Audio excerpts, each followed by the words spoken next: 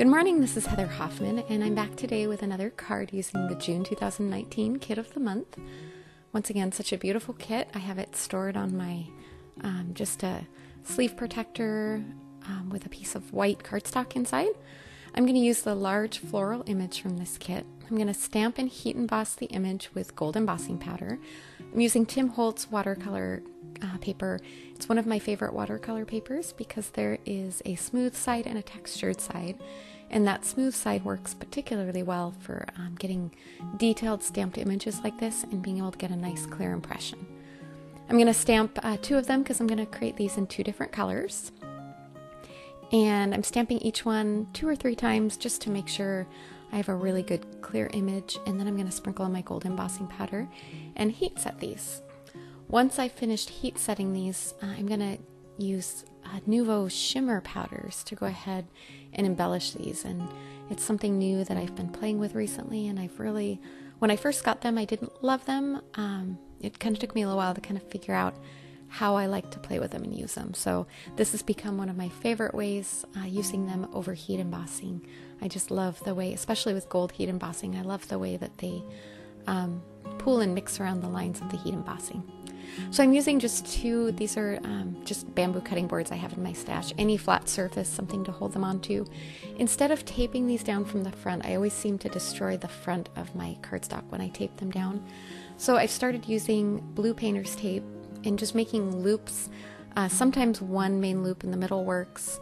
Sometimes I add a couple other little ones like this and kind of tuck them down the side. I kind of had to fiddle with it a little there to figure out what I wanted to do, but the nice thing is this will hold it steady and stable on my surface and keep it flat enough when I put the water and the color and everything on there, but it's not going to damage the front, and if it peels a little layer of paper off the back, no one's going to see that, and this cardstock's thick enough you're not going to see that either. So I keep it nice and sturdy and leave all of the adhesive on there, but then that's going to hold it in place well enough for what I want to do. So I'm going to do one color at a time. I've got 2 colors pulled out. The first one here that we're going to use is Falling Leaf, which is a great mix of kind of greens, and there's even a little bit of a turquoisey blue in there.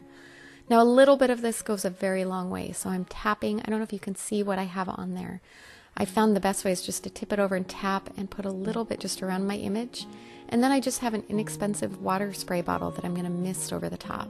I don't know if you can kind of see, the more water you put, the more it'll kind of puddle and pool into those heat embossed areas, which is kind of fun. And if there's any little spots that you find you want just a little more color, you can just shake a little tiny bit more on there.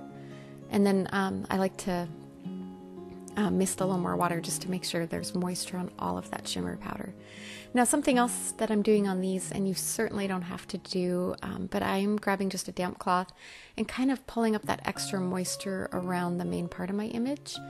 It's still going to leave a little hint of color, but that's going to remove the bulk of the color and leave most of where my deepest color just mainly on that image. The second color I'm going to use here is called Catherine Wheel, and this is kind of a mix of reds and orange and pink, even with a little bit of a yellow, kind of a gold color in there as well. This one's a much bolder, brighter color. I don't know if you can see just how much deeper this one is. And so as I go around and dry off that excess around, you may notice that it definitely leaves more color behind. But that's okay.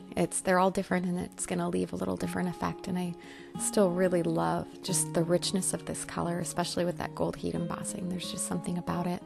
So I set those aside and let them dry very thoroughly on their own. I don't want to heat set them any additional since I already have the heat embossing on there, and I love letting them just dry on their own.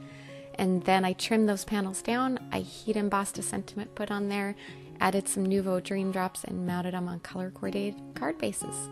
Thanks so much for coming by today. Hope you enjoyed. Have a wonderful day.